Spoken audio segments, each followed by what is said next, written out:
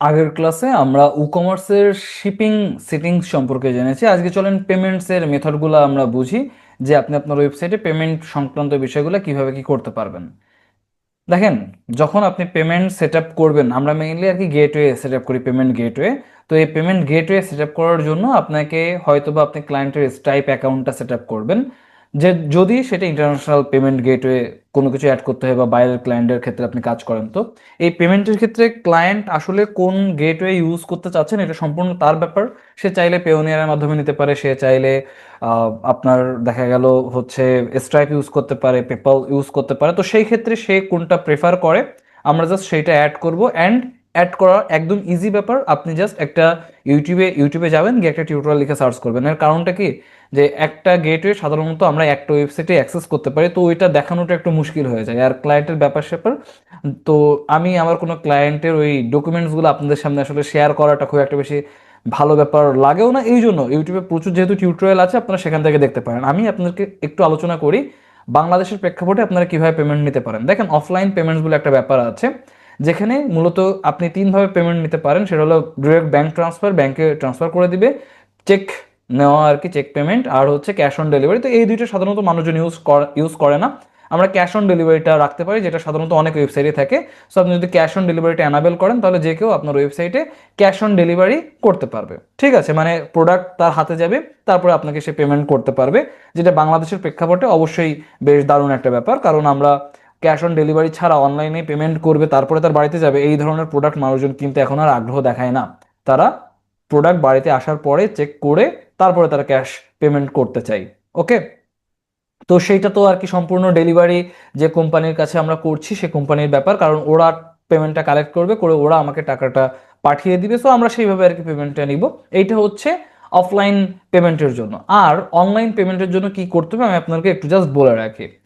আপনারা দেখবেন অনেক ওয়েবসাইট আছে যেখানে আপনারা যখন পেমেন্ট করতে যাচ্ছেন, অনলাইনে পেমেন্ট করার জন্য আপনার সামনে বিকাশ, রকেট, নগদ, দেন হচ্ছে bank transfer, visa card, master card, সকল ধরনের অপশন আসে।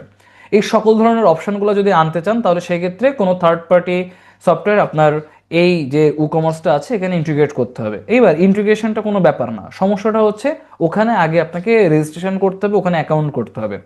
কিছু কিছু ব্যাপার আছে, আমি আপনাকে একটু বোঝাই। ধরেন এসএসএল কমার্সের নাম আপনারা হয়তো বা শুনেছেন। আপনারা জাস্ট এসএসএল কমার্স লিখে সার্চ করেন, পেয়ে যাবেন আর কি। এই যে দেখেন এসএসএল কমার্স। তো এইটা মূলত হচ্ছে পেমেন্ট গেটওয়ে, যেটার মাধ্যমে আপনি বিভিন্ন ধরনের পেমেন্ট সেট আপ করতে পারেন। মানে আপনি জাস্ট এখানে একটা অ্যাকাউন্ট করবেন, ওরা আপনাকে এরপরে একটা এপিআই কি জেনারেট করে দিবে, সেইটা আপনি ব্যবহার করে আপনি আপনার ওয়েবসাইটে টাকা নিতে পারবেন। টাকাটা যাবে ওদের কাছে, ওরা আপনার ব্যাংকে টাকাটা পাঠিয়ে দেবে। অর্থাৎ যে বিকাশ, নগদ বা অন্য যা কিছু আছে সেই সকলভাবে টাকাটা ওরা রিসিভ করলো, করে ওরা টাকাটা আপনাকে পাঠিয়ে দেবে। এবং যথেষ্ট রিলায়েবল। এছাড়া আরও অন্যান্য আছে, আমার পে বা এরকম আরও অনেকগুলো, আমি কোনোটারই মানে এই প্রত্যেকটা আপনি ব্যবহার করতে পারেন। এটা সম্পূর্ণ ডিপেন্ড করছে আপনার উপরে। এখন আপনি এই জায়গা থেকে যখন আর কি একটা পেমেন্ট গেটওয়ে নিতে যাবেন, তখন আপনাকে বেশ কিছু বিষয় আর কি লাগবে। এই জিনিসগুলো আমাদের একটু বোঝার আছে। আপনি যদি এখানে এদের ওয়েবসাইটটা একটু ঘাটাঘাটি করেন, আপনারা বুঝতে পারবেন যে আপনার অ্যাকচুয়ালি ঠিক কী কী জিনিসপত্র প্রয়োজন। দেখেন, এখানে এতগুলা মাধ্যমে ওরা আপনাকে পেমেন্ট নেওয়ার অপশন দিয়েছে। কিন্তু সমস্যাটা এখানে না, সমস্যাটা একটু অন্য জায়গায়। সমস্যাটা হচ্ছে আপনি এদের ওয়েবসাইটে আর কি এসে ঘাটাঘাটি করলে আপনি পেয়ে যাবেন। আমি সহজে বলি যে কি কি লাগবে অ্যাকচুয়ালি। আপনি যখন ওখানে একটা অ্যাকাউন্ট করতে যাইবেন, তখন আপনার যে ফিজিক্যাল শপ আছে তার লোকেশনটা লাগতে পারে, একটা বিজনেস ব্যাংক অ্যাকাউন্ট লাগবে। দেন এই বিজনেস ব্যাংক অ্যাকাউন্ট করতে গেলেই আর কি মূলত আপনার ফিজিক্যাল শপের অ্যাড্রেসটা প্রয়োজন পড়ে। এসে অনেক ক্ষেত্রে সরেজমিনে চেক করতে চাই, তো সেই জন্য আর কি প্রয়োজন পড়তে পারে। দেন আপনার বিজনেসের রেজিস্ট্রেশন আপনি করিয়েছেন কিনা, ট্রেড লাইসেন্স আছে কিনা, নাম রেজিস্টার করিয়েছেন কিনা, এই জিনিসপত্রগুলো ওরা চেক করে, আপনার এনআইডি সহ বিভিন্ন বিষয়। আর আপনি ওদের থেকে যখন একটা অ্যাকাউন্ট করবেন, ওই একটা অ্যাকাউন্ট আপনি কিন্তু একটাই ই কমার্স ওয়েবসাইটে ব্যবহার করতে পারবেন। মানে আপনি যদি একসাথে অনেকগুলো ই কমার্স ওয়েবসাইট রান করেন, সেক্ষেত্রে আপনি কিন্তু ওই অনেকগুলো ই কমার্স ওয়েবসাইটে একটা অ্যাকাউন্ট অ্যাক্সেস করতে পারবেন না। সেক্ষেত্রে আপনাকে আবার আলাদা অ্যাকাউন্ট করতে হবে, আলাদা এনআইডি দিয়ে, আলাদা নাম্বার টাম্বার দিয়ে। অ্যান্ড সেইটা দিয়ে আপনি আর একটা ই কমার্স ওয়েবসাইটে আর একটা পেমেন্ট মেথড অ্যাড করতে পারবেন। ঠিক আছে। আর তার পাশাপাশি ইনিশিয়ালি ওরা একটা চার্জ করে, এই চার্জটা ডিপেন্ড করে ওরা কখন কি করছে তার উপরে। তো এই অ্যামাউন্টটা আসলে আমি যদি কোনো অ্যামাউন্ট বলি, সেটা শুনতে একটু উইয়ার্ড লাগবে, কারণ ওরা ওদের পলিসি, যেহেতু একটা কোম্পানি, ওরা ওদের ওয়েবসাইটে ফিক্স করে বলে না সাধারণত। আপনি যখন ওদের কাছে রিকোয়েস্ট করেন যে ভাই আমি আমার একটা এই অ্যাকাউন্ট লাগবে, তখন ওরা আপনাকে একটা দাম জানিয়ে দেয়। তো অ্যাভারেজে আপনি 15,000 ধরতে পারেন। এখন আমি কিন্তু বলছি এটা ফিক্স না, এটা বাড়তেও পারে কমতেও পারে, এটা ডিপেন্ড করছে সম্পূর্ণ তাদের উপরে। এটা কিন্তু ওরা প্রপারলি কোথাও বলে নাই, ওরা বলছে তোমরা আগে আমাকে জানাও, দেখি তোমার বিজনেসের ধরন কেমন, সেই অনুযায়ী আমরা তোমাকে দামটা জানাবো। তো ইনিশিয়ালি একটা খরচ হবে, আর এরপরে মান্থলি ওদের লাস্ট যে আপডেট আমি দেখেছিলাম, যে আপডেটটা সেখানে 2.5% করেছিল প্রত্যেক ট্রানজ্যাকশন থেকে আপনার থেকে অ্যামাউন্ট কাটবে। এটা অবশ্যই কম বেশি করতে পারে, সেটা সম্পূর্ণ ওদের পলিসি। আমি জাস্ট আইডিয়াটা দিচ্ছি, কোনো কিছু কিন্তু ফিক্সড না। ঠিক আছে, ওরা ডকুমেন্টস শিথিল করতে পারে, ওরা ওখানে যে কোনো কিছু করতে পারে।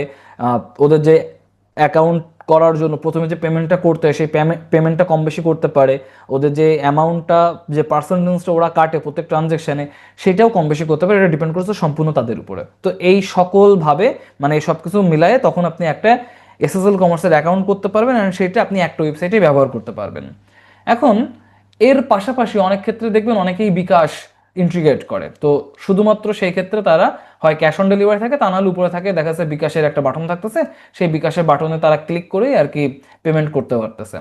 এখন এই বিকাশে পেমেন্টের অপশন আছে আবার দুইটা। একটা হচ্ছে ভাই আপনি সরাসরি আপনার ওয়েবসাইটে একটা পপ আপ আসবে, বিকাশের পপ আপ এসে সেখানে আপনি পেমেন্ট করতে পারবেন, আপনার নাম্বার টাম্বার দিয়ে অটোমেটিক্যালি পেমেন্ট কমপ্লিট হয়ে যাবে।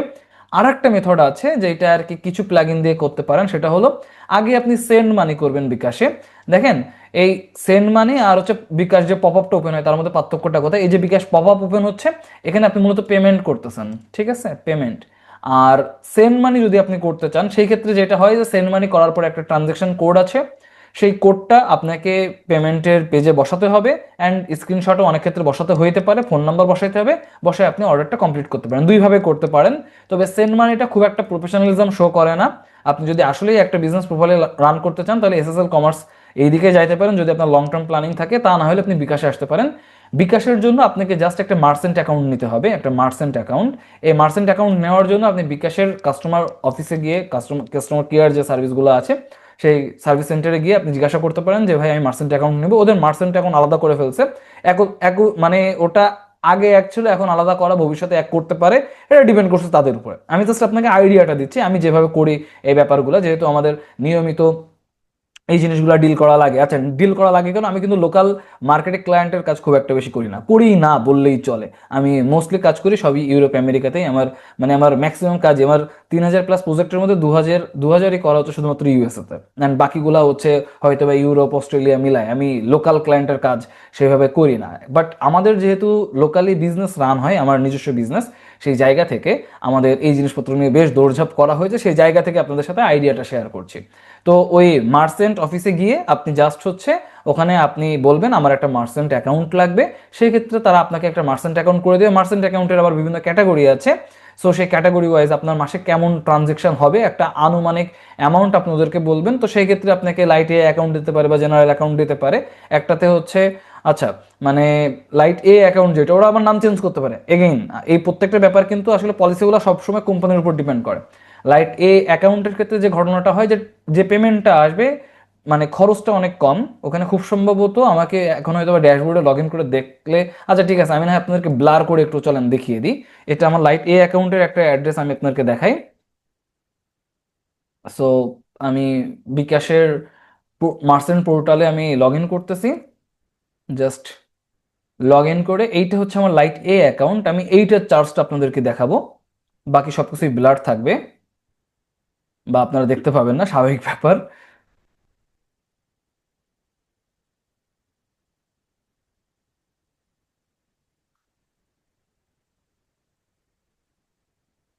সো আমি যদি চার্জ এই বাটনটাতে ক্লিক করি, তো আমাকে দেখেন এখন দেখাবে এখানে আমার কাটে মাত্র 1.15%। ঠিক আছে, এবং এটা কিন্তু সরাসরি আমার ব্যাংকে চলে যায়। মানে এই ক্ষেত্রে আপনাকে যখন অ্যাকাউন্টটা করবেন, আপনাকে ওই মান্থলি ট্রানজেকশন কেমন হবে, এখানে মেইনলি বড় অ্যামাউন্ট যদি আর কি আপনি ট্রানজেকশন করে থাকেন, তাহলে সেই ক্ষেত্রে আপনাকে এই লাইট এই অ্যাকাউন্টটা দিবে। সেই ক্ষেত্রে আপনাকে পর্যাপ্ত ডকুমেন্ট বা প্রমাণ দিয়ে তারপরে আপনাকে আর কি ওই ওদের থেকে অ্যাকাউন্টটা করে নিতে হবে। সেক্ষেত্রে আপনাকে যেটা মানে আপনি যে সুবিধাটা পাবেন সেটা হলো ভাই, আপনি সরাসরি আপনার ব্যাংক অ্যাকাউন্টটা আর কি অ্যাড করে রাখবেন। আর দেখলেনই তো ওদের চার্জ যথেষ্ট কম, পার্সেন্টেজ অনেক কম পার্সেন্টেজ কাটে। অ্যান্ড টাকাটা হয় ডেইলি অথবা উইকলি অথবা মান্থলি যে কোনো একটা টাইম আপনি ফিক্স করবেন, ডেইলি হলে প্রত্যেকদিন, সাপ্তাহিক হইলে সেক্ষেত্রে ওরা একটা টাইম ফিক্স করে দেয়, খুব সম্ভবত রবি কি সোমবারে ওরা ব্যাংকে টাকাটা ট্রান্সফার করে। আর যদি হচ্ছে আপনি মান্থলি করেন তো সেই ক্ষেত্রে আর কি মাসের একটা তারিখ অনুযায়ী আপনাকে আর কি ওই জিনিসটা, ওর যাই হোক ওটা আপনার অ্যাকাউন্টের উপরে বেস করে ওরা আপনাকে করে দিবে। সো সেই সময় আপনার অ্যাকাউন্টে টাকাটা ঢুকে যাবে, ঠিক আছে। ওইটা দিয়ে কিন্তু আপনি মানে সেন্ড মানি করা বা অন্য কোথাও পেমেন্ট টেমেন্ট করা এইগুলো কিচ্ছু করতে পারবেন না। টাকা সরাসরি আপনার বিকাশে ঢুকবে, বিকাশ থেকে সোজা চলে যাবে আপনার ব্যাংকে, এর মাঝখানে আপনি অন্য কোনোভাবে উইথড্র করতে পারবেন না, ওই ব্যাংক থেকে আপনি টাকাটা পরবর্তীতে উইথড্র করতে পারবেন। ওকে, তো আপনি চাইলে ওই লাইট এ অ্যাকাউন্ট নিতে পারেন অথবা জেনারেল অ্যাকাউন্টও নিতে পারেন, দুইটাই আর কি মার্চেন্ট অ্যাকাউন্ট। যেইটা সাধারণত আমরা দেখি বিভিন্ন দোকানে কিউআর স্ক্যান করে, ওই স্ক্যান করার ব্যাপারটার কথাই বলছি আর কি। সো আপনি জাস্ট ওই লাইট এ অ্যাকাউন্ট হোক বা জেনারেল অ্যাকাউন্ট হোক আপনার প্রয়োজন মাফিক, আমার ঠিক মনে নাই কিন্তু খুব সম্ভবত 30 লাখ আর হচ্ছে 1 কোটি এই টাইপের কোনো একটা রেঞ্জ টেঞ্জ হবে। আপনি এটা জাস্ট ওদের মার্চেন্ট অফিসে গিয়ে একটু জেনে বুঝে নিয়ে দেখেন যে আপনার মান্থলি আসলে কেমন ট্রানজেকশন আপনি করবেন, সেই অনুযায়ী ওরা আপনাকে দিবে, ঠিক আছে। জেনারেল অ্যাকাউন্টে খুব সম্ভবত মান্থলি 30 লাখ পর্যন্ত অ্যাক্সেস দেয় আমার যতদূর মনে আছে, আমি ঠিক শিওর না, আমি একদম প্রপারলি বলতে পারছি না, কারণ আমি এই জিনিসগুলো করেছি বেশ আগে, আমাদের বিজনেসগুলো যেহেতু দীর্ঘদিন ধরে রান করছে, তো এই দৌড়াদৌড়ি হয়েছে অনেক আগে। তো সে সময় এই আনুমানিক এমনটাই মনে হচ্ছে, আপনারা এটা অবশ্যই দিন যে ওদের কাছ থেকে দেখতে পারেন। তো যাই হোক, এবার আমরা এই যে হচ্ছে একটা মার্চেন্ট অ্যাকাউন্ট খুললাম, এই মার্চেন্ট অ্যাকাউন্টটা খোলার পরে আপনার পিজিডাব্লিউতে যাবেন, মানে হচ্ছে আপনার বিকাশের জন্য আলাদা করে একটা আছে যেখান থেকে আর কি আপনি এপিআই সেট আপ করতে পারেন। আপনারা জাস্ট ইউটিউবে একটা টিউটোরিয়াল দেখে নিন, কারণ ওর জন্য সম্পূর্ণ বিকাশের একটা নতুন অ্যাকাউন্ট সেটাই সেট করে দেখাইতে হয়। এখন আমার নতুন কোনো অ্যাকাউন্ট নাই যেটা আপনাকে আমি দেখাতে পারবো, অ্যাট দ্য সেম টাইম একটা অ্যাকাউন্ট একবারই কানেক্ট করা যায়, জাস্ট একবার। সো যেহেতু কানেক্ট করা হয়ে গেছে আমি চাইলেও আপনাদেরকে দেখাইতে পারবো না। তো আপনারা যারা এইটা নতুন আর কি সেট আপ করে, অনেকে হয়তো ভিডিও করে, অনেকে ভিডিও করে, আমি নিজে করার সময় এই সমস্ত টিউটোরিয়াল দেখে হেল্প নিয়েছিলাম, স্বাভাবিক ব্যাপার, এটা আমরা সবাই নিয়েই থাকবো। সো আপনি ওই ইউটিউবে একটু সার্চ দিয়ে দেখে নিন যে বিকাশটা আপনার ওয়েবসাইটে কী করে আপনি ইন্টিগ্রেট করবেন। তো আমাদের মেইনলি আমাদের ওয়েবসাইটের ইউআরএল সহ ওখানে বিকাশের পিজিডাব্লিউতে গিয়ে সেট আপ করতে হয়। সেট আপ করার পরে আমরা একটা প্লাগ ইন এখান থেকে নামায় আনি। সো প্লাগ ইনটা এখান থেকে আপনি নামিয়ে নেবেন, বিকাশ প্লাগ ইন, সেটা হচ্ছে কাপিল মুনি নামে একজনের আছে, তারপর আর একটা বিকাশেরই সরাসরি আছে।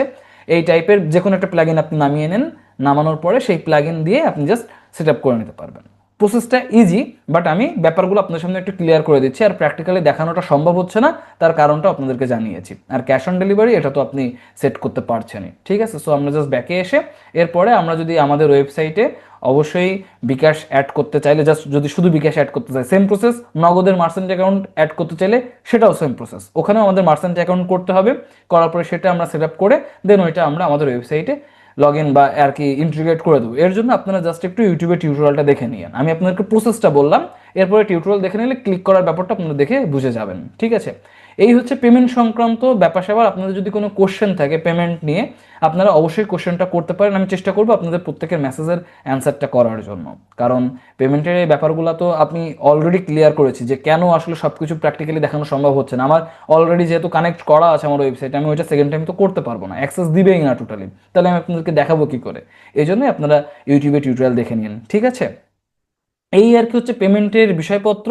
এরপরে বাকি যে জিনিসগুলো আছে, পেমেন্টের ক্লাসটা অলরেডি অনেক লম্বা হয়ে গিয়েছে, বাকি যে কয়টা আছে এগুলো আমরা নেক্সট ক্লাসে দেখে নিব। তো ঠিক আছে, ভালো থাকেন সবাই, দেখা হচ্ছে পরবর্তী ক্লাসে, টাটা।